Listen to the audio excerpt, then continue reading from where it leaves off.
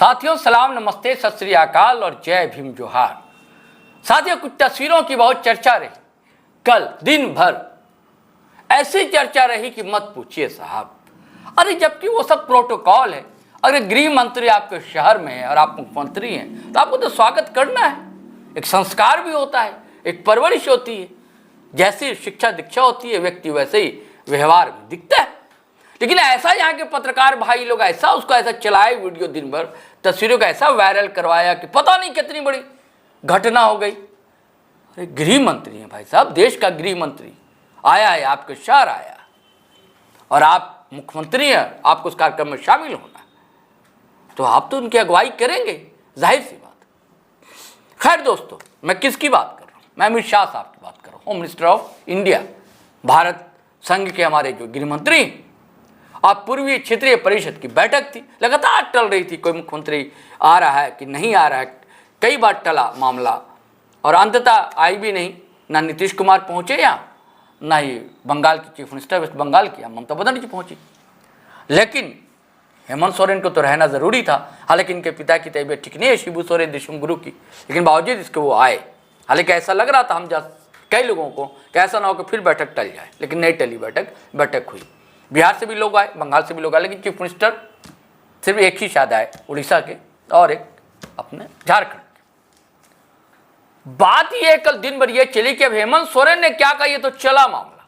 अमित शाह साहब ने क्या कहा है इसकी कहीं चर्चा ही नहीं, कहीं जिक्र ही नहीं। अमित शाह साहब क्या बोले? क्या 1,36,000 करोड़ जो बकाया बताया जाता है झारखंड का केंद्र के पास, वो मिलेगा क्या?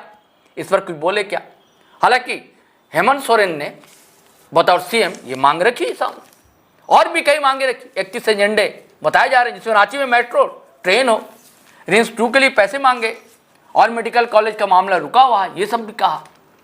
तो हम यहाँ पर समझेंगे दोस्तों कि अमित शाह साहब ने क्या कहा, उनका तेवर कैसा था, उनकी बॉडी लैंग्वेज क्या कह रही थी।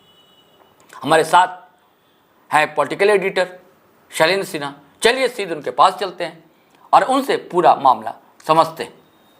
जी शैलेंद्र जी, हेमंत सोरेन ने क्या डिमांड रखी? कहा जा रहा है कि 31 एजेंडा रखा, और जो सम्राट चौधरी आए थे डिप्टी सीएम बिहार के, उन्होंने अपनी बातें रखी। जो बंगाल से आई थी उन्होंने अपनी बातें रखी। ममता बनर्जी ने किसी महिला प्रतिनिधि को वहाँ से भेजा था।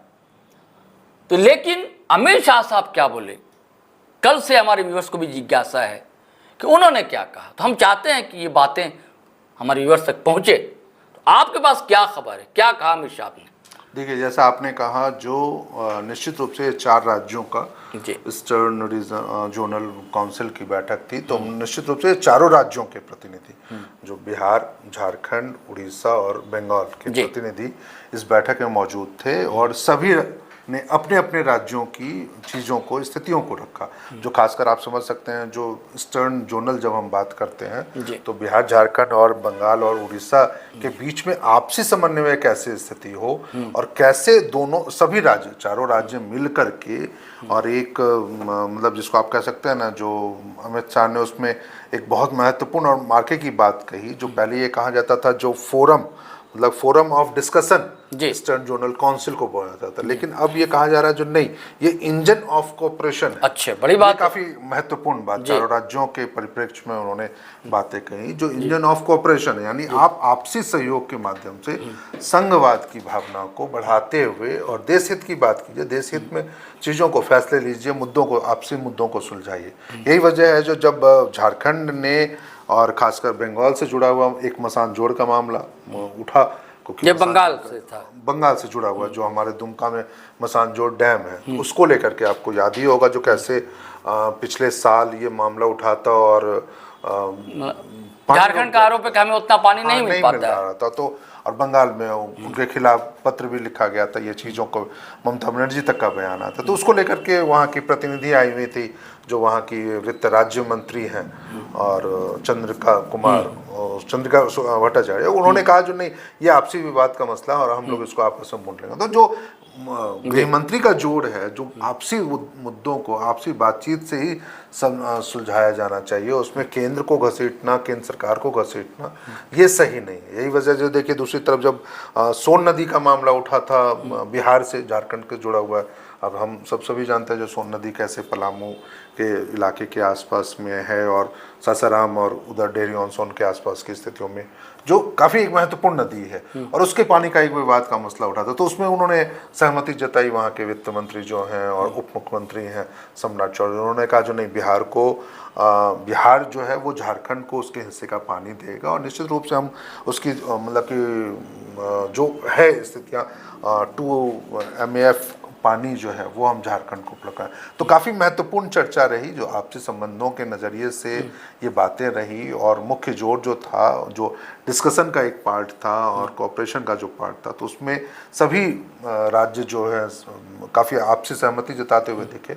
झारखंड के मुख्यमंत्री ने कई महत्वपूर्ण बातों को रखा क्योंकि झारखंड के नज़रिए से यदि हम इस बैठक को कि झारखंड में लंबे समय के बाद ये बैठक हो रही थी तो काफ़ी महत्वपूर्ण रहा। सबसे बड़ी बात जो रही, जो आपने कही भी, जो रांची मेट्रो से कब जुड़ेगा। देखिए तमाम जो राज्य हैं, यदि बंगाल में है वहाँ मेट्रो का पटना में शुरू होने वाला, चुनाव से पहले आप देखिएगा जो 1 फेज का काम है वो शुरू हो जाएगा।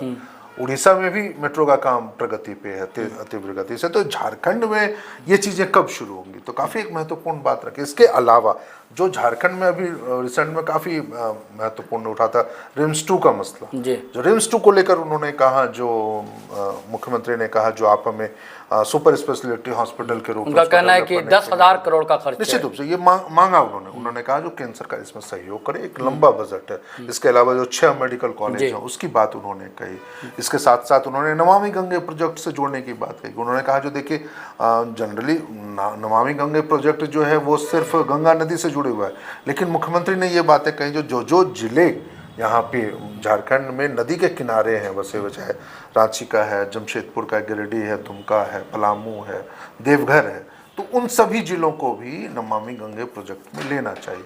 तो मुख्यमंत्री ने कई बातें रखी है और उम्मीद कर सकते हैं जो आने वाले समय में गृह मंत्री निश्चित रूप से या केंद्र सरकार जो है। अच्छा, जो डिमांड रखी हेमंत सोरेन ने, हमारे CM ने, तो उसका कोई पॉजिटिव साइन दिखा क्या होम मिनिस्टर का?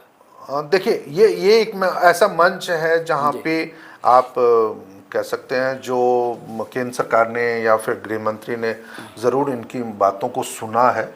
आप एक झटके में इनकार नहीं कर सकते, या ये फिर एक वैसा फोरम नहीं था जिसमें राज्य अपनी बातों को रखे और उनकी बातों को हूबहू मान लिया जाए और उससे संबंधित कोई एक बयान जारी कर दिया जाए। निश्चित रूप से हर बैठक जो होती है, चाहे वो केंद्र सरकार के साथ हो, आपसी राज्यों दूसरे पड़ोसी राज्यों के साथ बैठक, और रिश्ते को लेकर, रिश्तों को मजबूत करना, उनमें खटास ना हो, वो भी है। और दूसरा जो संघवाद की भावना, जो संघ कैसा चाहता है, केंद्र कैसा चाहता है, मिलजुल कर विकास पथ पर चलें, उसको लेकर के तो मुझे लगता है जो बातें मुख्यमंत्री ने रखी हैं, जो मुद्दे मुख्यमंत्री ने या जो डिमांड रखी है झारखंड के नजरिए से, वो काफी महत्वपूर्ण था। क्योंकि आखिर झारखंड की जरूरतें क्या है, झारखंड की किन किन चीजों, झारखंड के मुख्यमंत्री की सोच क्या है या वो क्या चाहते हैं केंद्र से, क्योंकि रिश्ते, क्योंकि अब एक देखिए नेशनल काउंसिल की बैठक है, राष्ट्रीय विकास परिषद की एक बैठक होगी जिसके अध्यक्ष प्रधानमंत्री होते हैं और उसमें सभी राज्यों के मुख्यमंत्री शामिल होते हैं, राज्यपाल होते हैं उसमें। तो वैसे उस बैठक के पूर्व इस बैठक में यदि ये मुद्दे उठ के सामने आ रहे हैं और गृह मंत्री उस मुद्दों को सुन रहे हैं, चीज़ों को, तो निश्चित रूप से फिर उस बैठक में ये बातें होंगी जहाँ पर फिर प्रधानमंत्री को निर्णय लेना, क्योंकि बहुत सारे ऐसे मुद्दे हैं जिस पे प्रधानमंत्री के स्तर पर ही फैसला हो सकता है। तो ऐसे में मुख्यमंत्री का ये मांग को रखना, क्योंकि देखिए ये मुझे लगता है जो पहली बार ऐसा था जब मुख्यमंत्री ने झारखंड का जो 1,40,000 करोड़, 36,000 नहीं पहले ये 1,36,00,000 करोड़ था, 1,36,000 करोड़ का था, लेकिन अब ये कहा जा रहा है जो वो बढ़ के 1,40,000 करोड़ का मामला हो गया। तो वो मामला औपचारिक रूप से केंद्र सरकार के समक्ष दावा किया गया। अभी तक लगातार किया जाता रहा, विधानसभा चुनाव के समय से ये मामला उठा, बयानों में रहा, वो आप बयानों में रहा, हाँ सोशल मीडिया में रहा, सड़कों पे रहा, वो प्रदर्शन हुए उन सब तमाम चीजों को लेकर, ये लेकिन कभी औपचारिक रूप से केंद्र के किसी मंत्री के सामने, किसी प्रतिनिधि के सामने झारखंड सरकार की ओर से ये पक्ष नहीं रखा गया। इसको लेकर के संसद में भी सवाल उठे। वहां पे संसद के जो वित्त राज्य मंत्री हैं पंकज ठाकुर या पंकज ऐसे कुछ था, उन्होंने ये जवाब भी दिया जो नहीं, झारखंड का ऐसा कोई बकाया केंद्र के ऊपर नहीं मौजूद है। हालांकि उस अपने बयान की अहमियत है, लेकिन बावजूद इसके औपचारिक रूप से ये मसला केंद्र के सामने रखा। और मुझे लगता है जो आने वाले दिनों में अब जब मुख्यमंत्री और प्रधानमंत्री की बैठक होगी, मुलाकात जब होगी, अच्छा ये देखिए, जब समन्वय की बात है तो एक समस्या इतनी विकराल है जिससे सारे राज्य जो है, सूबे जो हैं परेशान हैं, वो है नक्सलवाद। निश्चित रूप इससे सभी लोग परेशान हैं। हालांकि काफी हद तक नियंत्रण पा लिया गया, लेकिन अभी भी। तो इस पर कुछ बोले क्या गृह मंत्री? नहीं, उन्होंने बहुत अच्छी बातें कही हैं जी। और गृह मंत्री ने केंद्र का जो एक उनकी अपनी कह सकते हैं जो निर्णय है, ठोस निर्णय, खासकर केंद्रीय गृह मंत्रालय का, जिसपे वो लगातार बात करते रहे हैं। इस बैठक में भी केंद्रीय गृह मंत्री अमित शाह ने उसको भी दोहराया। वो दोहराए इस बात को जो हमारा देश नक्सल मुक्त कब हो जाएगा, जी। क्योंकि लगातार अभी आप जैसे देख रहे हैं जो झारखंड में भी चाईबासा जिलों में नक्सल घटनाएं होती रहती हैं, बस्तर में हो रही हैं, और हाँ, पड़ोसी राज्य छत्तीसगढ़ में वहाँ पे कई घटनाएं हुई हैं, कई नक्सली पकड़े गए हैं, मारे गए हैं, तो साथ साथ सरेंडर भी कर चुके हैं। बंगाल में भी एक छोटा इलाका है जो नक्सल प्रभावित है, और उड़ीसा में भी है जो झारखंड से सटे हुए इलाके हैं। तो सभी राज्य, बिहार का भी है, आप गया के आसपास के जिलों को दे सकते हैं, मगध के भी रीजन में है। तो निश्चित रूप से नक्सलवाद एक प्रमुख मुद्दा था, और यही वजह है जो गृह मंत्री ने इस मामले को इस बैठक में भी रखा। अच्छा। और उन्होंने स्पष्ट दिखाया जो केंद्र सरकार का यह संकल्प है जो 31 मार्च 2026, अच्छा, यानी अगले 8-9 महीने में इस संकल्प को केंद्र पूरा करने की हर हाल, मतलब आप कह सकते हैं हर कोशिशों में जुटा है, और बहुत हद तक इसमें सफलता भी पाई है। सफाया हो जाएगा। हाँ, निश्चित रूप से। देखिए, ये एक बड़ी बात है। हम सभी जानते हैं जो कैसे नक्सलवाद के कारण न सिर्फ विकास के काम रुक जाते हैं, बल्कि लोगों को उनकी जरूरत की चीजें तक नहीं पहुंच पाते। नक्सल के कारण बच्चे जो हैं, भावी पीढ़ी है या युवा हैं, वो भटक जाते हैं। उनको भी कई बार अपनी जान गंवानी पड़ती है, क्योंकि कई बार पुलिस मुखबिरी का आरोप लगा के उनको मार दिया जाता है, या फिर उन इलाकों में उन तक पहुंच नहीं पाती है सरकार। तो ये इस वजह से ये मसला इतना बड़ा है। लेकिन अब जब केंद्र सरकार ने और खासकर केंद्रीय गृह मंत्रालय ने इस पे अपना संकल्प दोहराया है, और इस बैठक में भी, क्योंकि अब तक ये बातें हमेशा लगातार उठ रही थी, जो केंद्रीय मंत्री छत्तीसगढ़ को लेकर के ये बयान हमेशा देते रहते थे, लेकिन अब जब झारखंड को लेकर के, बिहार को लेकर के, बंगाल और उड़ीसा को लेकर यदि गृह मंत्री ये बातें कह रहे हैं, तो निश्चित रूप से ये लग रहा है जो झारखंड में भी नक्सलवाद की समस्या के ऊपर उनकी नज़र है।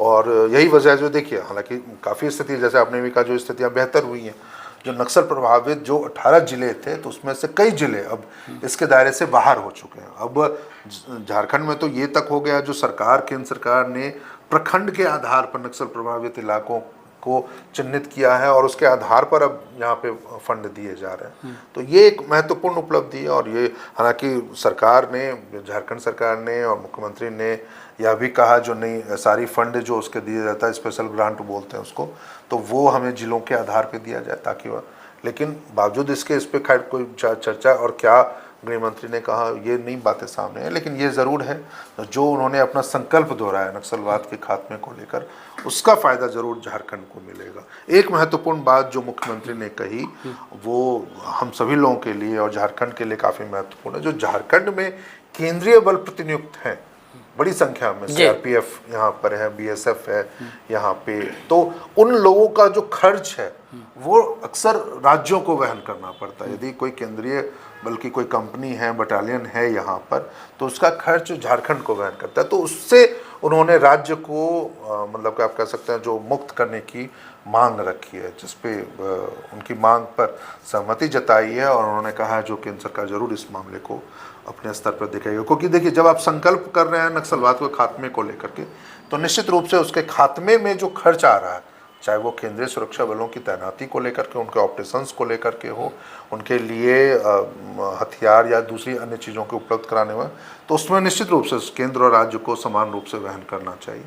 तो मुझे लगता है शायद इसी वजह से केंद्रीय गृह मंत्री ने उनकी मांग पर सहमति जताई, और उम्मीद कर सकते हैं जो आने वाले दिनों में शायद कुछ बेहतर परिणाम देखने को मिले। तो साथियों, ये संकल्प है केंद्र सरकार का, और इसकी घोषणा लगभग अमित शाह साहब ने रांची पूर्वी क्षेत्रीय परिषद की जो बैठक हुई उसमें कर दी। वो ये है कि नक्सलवाद का समूल नाश देश से, सिर्फ झारखंड से नहीं, या बिहार से सिर्फ नहीं, या उड़ीसा बंगाल से ही नहीं, समूचे देश से समूल नाश होने जा रहा है, और बहुत कम समय में, करीब 8 महीने में। शैलेंद्र जी तो यही खबर देते हैं दोस्तों। और अब देखिए जो डिमांड रखी गई है, हम लोग को उम्मीदें थी, आस टिकी थी अमित शाह साहब, क्या सौगातें मिलेंगी, तो क्या रांची को मेट्रो ट्रेन मिलने वाली, या झारखंड को 1,40,000 करोड़ मिलेगा। अब मिलेगा तो कब मिलेगा, ट्रेन चलेगी तो कब चलेगी, ये सपना अगर साकार होगा तो कब होगा, ये देखना बाकी है, और इसकी कहानी हम आगे की वीडियो में बताएंगे। चलिए साथियों, आज्ञा दीजिए, इजाज़त दीजिए, लेकिन जाने से पहले वही आग्रह, अगर आपने हमारा चैनल सब्सक्राइब नहीं किया तो कर लीजिए, और ज्वाइन बटन दबा दें तो अच्छा लगेगा, और वीडियो धड़ाधड़ फटाफट खटाखट शेयर कीजिए, लाइक कीजिए, कमेंट कीजिए। आज्ञा दीजिए, इजाज़त दीजिए। जय हिंद, जय भारत।